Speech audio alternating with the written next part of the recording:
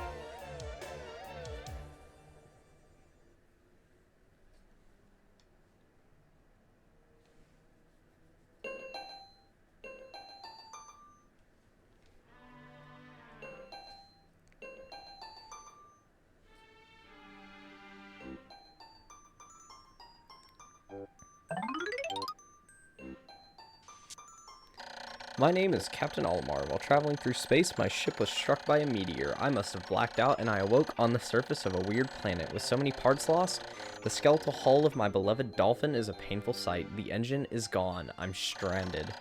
To make matters worse, my atmospheric sensors indicate that this planet's environment contains high levels of poisonous oxygen. My life support systems can function for only 30 days. If I can't repair the dolphin by then, no, better not to think about it. I must find the missing ship parts. So, this is the first time Nintendo has released Pikmin 1 and 2 since the Wii. This version offers a couple of changes from previous versions, but I decided I'll go ahead and do this. Oh, strange thing has appeared before me. I had barely begun my search when it reared up as if it were waiting for me. It then dropped a single seed. What is it? Is it alive? Is it a machine? It resembles a vegetable on my home planet that we call an onion. I shall call this an onion too.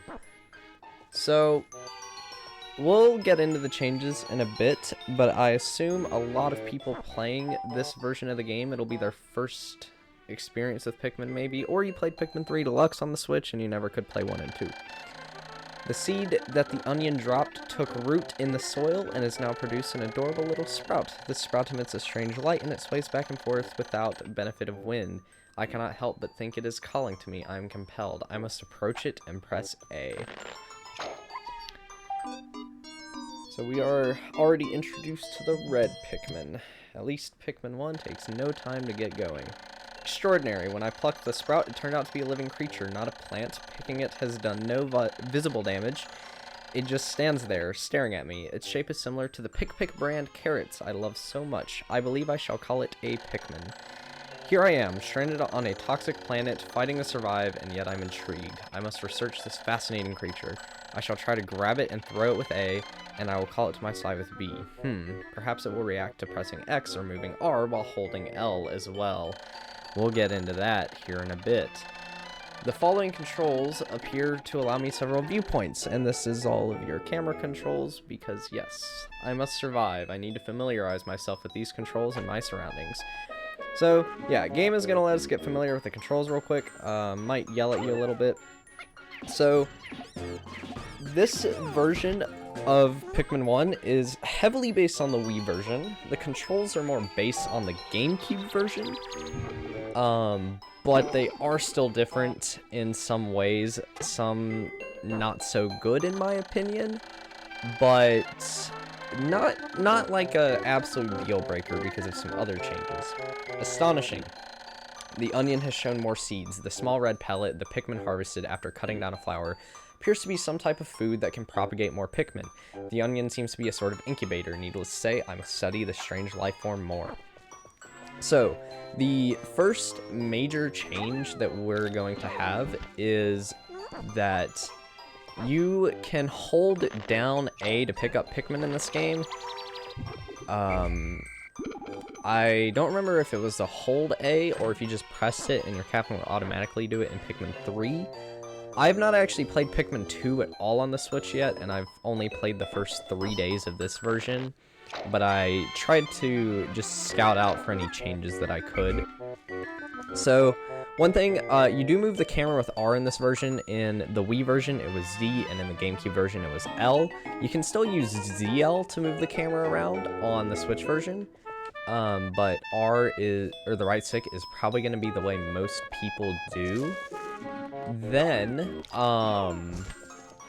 swarming is the only thing that I am not a fan of in this version personally, because you hold L and then you can swarm your Pikmin with the right stick. It's kind of like how, if you've played Skyward Sword HD, you would know that you have to hold down the R button in the button-only controls to use the right stick as the camera. Kind of the same thing here, but for the swarming, and this does make it a little harder to C-stick throw, if you're familiar with that from the GameCube version. Although, it doesn't feel as necessary. The Pikmin throw speed is drastically increased in this version of the game, compared to the GameCube version. The Wii version, I believe it's still faster than the Wii version. Like, that was just me mashing the A button. You could not do that at all in the GameCube version of this game.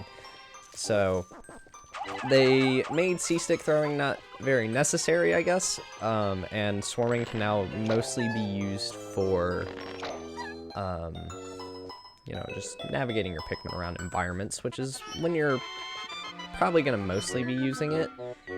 If you're not familiar with any of that, don't worry, it's all just changes to this version of the game, and won't really affect this new Switch version. So that is pretty much it for changes. Some things that are returning is so the reason I say this is based on the Wii version more is yellows will hold on to bomb rocks. Like, you could throw a yellow like this with a bomb rock and then whistle it and it won't drop it like it would in the GameCube version, which we'll see that, you know, in the Force of Hope. But for now, we'll just get through this tutorial and then we'll worry about that later. The other major changes are obviously going to be the text. The Pikmin are as curious as children. They form groups to perform tasks that would be impossible for an individual.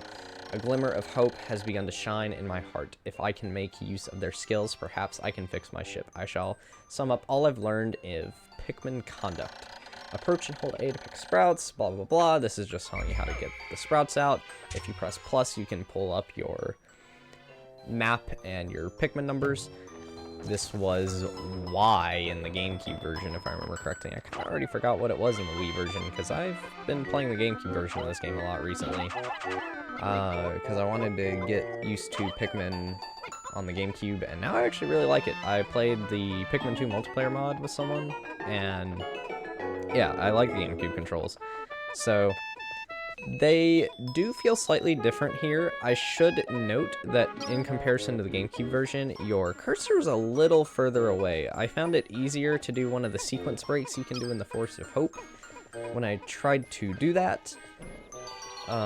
So that does help a little bit. I think it's also slightly more sensitive than the GameCube version. I might be wrong on that. I am recording this mere hours after the release of these, so there isn't really too much information online yet. When many Pikmin seeds sprout at once, I find it rather tedious to pluck them from the ground individually. My wife always told me I was no good at routine tasks. I guess I'll get it all done at once by holding A until I pick all the Pikmin from the ground. I've noticed that when I add Pikmin to my group, they become filled with excitement and flushed with bright color. At other times, they revert to a paler hue and give off a dim glow. Paying close attention to these differences is bound to help me distinguish between Pikmin. So yeah, obviously, if they are red like this, or colored, they're following you. If you press X to dismiss them, they will kind of lose their color because they're just sitting around, and they'll have the glow on their leaves. Oh yes, one other thing to note is, similar to the Wii and the GameCube version, The Wii version made it to where when a Pikmin brings a pellet under an onion, there's a bit of a delay before you can actually call them back. There wasn't as much of one in the GameCube version. That delay from the Wii version is still here, unless I'm just really bad, but I don't think that's the case with how easy it is to execute on the GameCube. Oh, whoops, I wanted to read that. Oh well. So yeah, we're pretty much done here with the impact site already, because it's a pretty short tutorial.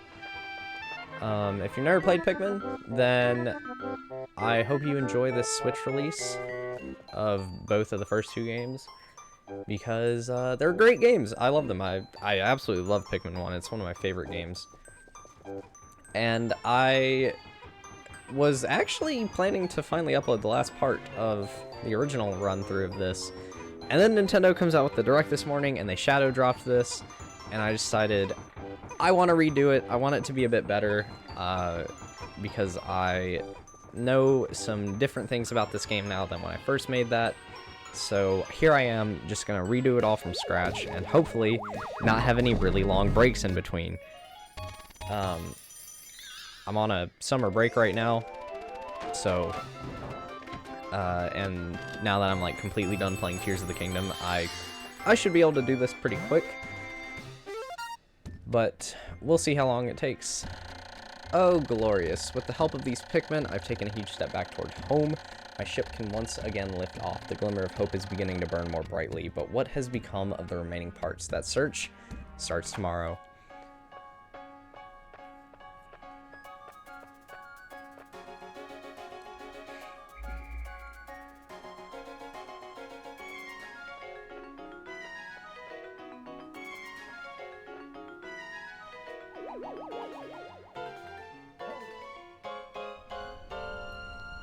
Alright, so that is the impact site done. I'll be doing 1 day per part, kind of like I did before, and like you would probably expect from Pikmin. 1 day since impact. I have somehow managed to launch the dolphin, but I was surprised to see the onion lift off with me. Perhaps the Pikmin cannot survive overnight on the planet's surface, or have they merely decided to join me for other reasons? Either way, it seems they will help me again tomorrow. The dolphin is missing 29 parts. If I can't recover them all, I may never return home to my family on planet Hakatate. Analysis shows life support systems will function for only 29 more days. How can I repair my dolphin in such a short time? A dense forest is visible on the surface below, as it holds the keys to my survival. I'll name it the Forest of Hope. I'll explore it tomorrow. So, we got 25 Pikmin, lost 0, we got 1 part. Cool. That's the summary of the day. And yeah, that's pretty much gonna do it for part 1. Part 2, we'll jump into the Forest of Hope. We will probably only get about 2 parts, maybe. I don't know. It depends on how fast I actually end up going. But I'm not looking to speedrun this or anything. This will definitely take around 13 to 15 days to complete, if I had to guess. So yeah, I'll see you guys in the next part. Bye-bye.